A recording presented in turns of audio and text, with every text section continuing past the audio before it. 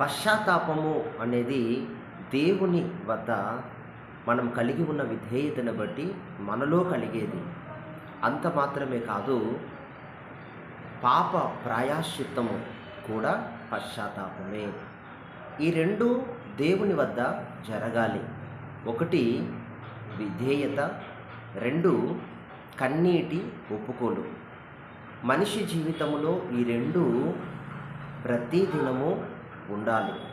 అప్పుడు ఆశీర్వాదాన్ని మాత్రమే పొందటం కాదు, కానీ ఆ ఆశీర్వాదములు ఎక్కడి నుండి మనకు అనుగ్రహింపబడుతున్నాయో ఆ ద్వారాన్ని, ఆ శిఖరమును మనము చూడగలము మన కన్నులతో. ఆమేన్. అది ఎలాగో ఈరోజు వాగ్దానం ద్వారా మనం వినబోతున్నాం. యోబు 42:10 యోబునకు పూర్వము కలిగిన దానికంటే రెండింతలు అధికముగా యెహోవా అతనికి దయచేసెను. మనం ఆరాధించే దేవునికి అనేకమైన పేర్లు కలవు. వాటన్నిటిలో ఒకటి యోబు యొక్క దేవుడు. ఆయన పూర్వము కలిగిన దానికంటే రెండింతలుగా యోబుకు అధికముగా దయచేసిన కారణాన్ని బట్టి దేవునిని మనము అన్నిటినీ సమకూర్చువాడు అని పిలుస్తాము. దేవునికి మహిమ కలుగునుగాక. ఎందుకు అంటే యోబును గురించి దేవుడే ఒక మంచి సాక్ష్యాన్ని ఇస్తున్నాడు. యోబట ఊజు దేశములో నీతిమంతుడట, నిరపరాధట, దేవుని యందు భయభక్తులు కలిగిన వాడట. మనకు తెలియదు, కానీ దేవుడే యోబును మనకు పరిచయం చేస్తూ మనతో చెప్తున్నాడు, నీతిమంతుడు నిరపరాధి అయి ఉన్నాడు, దేవుని యందు భయభక్తులు గలవాడు, చెడుతనమంతటిని విసర్జించిన వాడని దేవుని వాక్యము చాలా క్లియర్గా మనకు సెలవిస్తోంది. దేవుడు అట్లా సాక్ష్యం ఇచ్చాడు. అయినా అతను దేవుని సన్నిధిలో ఏ విధముగా ఉన్నాడట? తగ్గించుకొని యోబు తన జీవితంలో అన్నిటినీ, సమస్తాన్ని కోల్పోయినప్పుడు, అనేక శ్రమలు, ఇరుకులు, బాధలలో అతడు ఉండినప్పుడు స్నేహితులు విడిచిపెట్టిపోయారు. భార్య అనకూడని బాధాకరమైన మాటలతో ఆయనను బాధించింది. పిల్లలు చనిపోయారు. గొర్రెల మందలు, గాడిద మందలు అగ్ని చేత కాల్చబడ్డాయి. అతని ఇల్లు కాల్చబడింది. శరీరమంతా ఒక రోగముతో అతడు చిల్లు పెక్కుతో మరి ఆ గీకుకునే అనుభవం ఉన్నది. వీటన్నిటిలో కూడా దేవునికి ఏమని మొరపెట్టాడు యోబు? ప్రభువాని ఎదుట.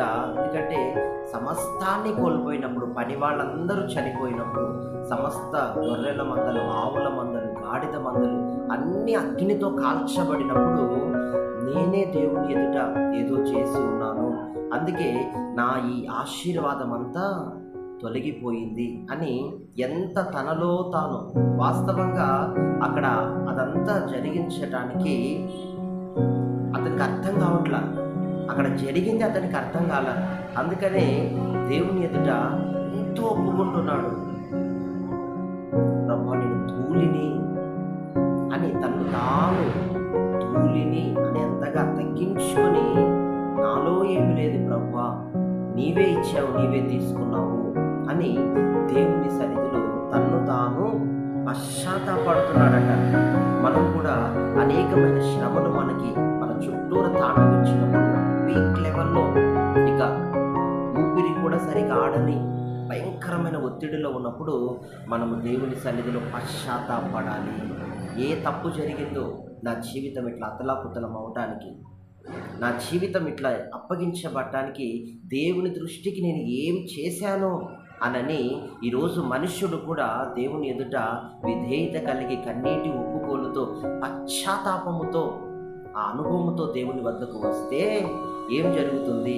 యోబు చూడండి, దేవుని వద్ద పశ్చాత్తాపడినప్పుడు దేవుడు అతనికి ఏమి దయచేశాడట? రెండంతల దీవెనలు. వెంటనే కాదు, దేవుని ఎదుట పశ్చాత్తాపడినప్పుడు ఆ తరువాత దేవుడు అన్నిటినీ తనకి ఒక్కొక్కటిగా సమకూరుస్తూ వచ్చాడు. ఒకప్పుడు తనకి ఒక మంద ఉంటే అతనికి ఇప్పుడు రెండంతలుగా, మరి ఒక ఉన్నాయో మనకు తెలియదు, కానీ రెండంతలుగా రెండంతలుగా రెండంతలుగా రెండంతలుగా అన్నిటిలో రెండంతల దీవెన అతడు పొందాడు. అంతేకాకుండా అతని ఆశీర్వాదం రెండంతల ఆశీర్వాదము. అతడు 140 సంవత్సరాలు బ్రతికాడని లేఖనాలు సెలవిస్తున్నాయి. ఆరోగ్యకరముగా జీవించాడు. 4 తరాలు, తన పిల్లల పిల్లల పిల్లల పిల్లల 4 తరములను చూశాడు. ఇదే మనకు కావాలి ప్రియ సహోదరి సహోదరుడు.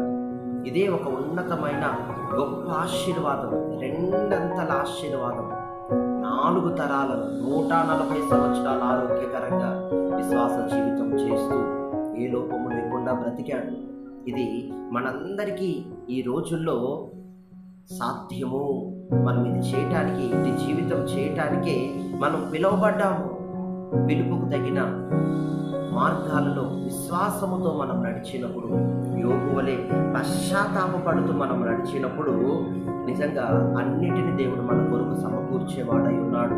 ఇది లేదు, అది కావాలి అని మనకు మనం ప్రణాళికలు వేసుకొని మన గోల్ ప్రకారం మనం వెళ్ళటం కాదు.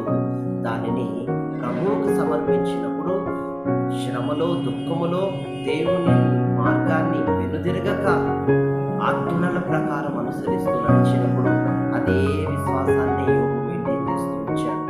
140 సంవత్సరాలు అదే విశ్వాసములోనే. నిజంగా అటువంటి విశ్వాసం, అటువంటి ఫెయిత్ఫుల్ లైఫ్ దేవుడు మనందరికీ దయచేయునుగాక.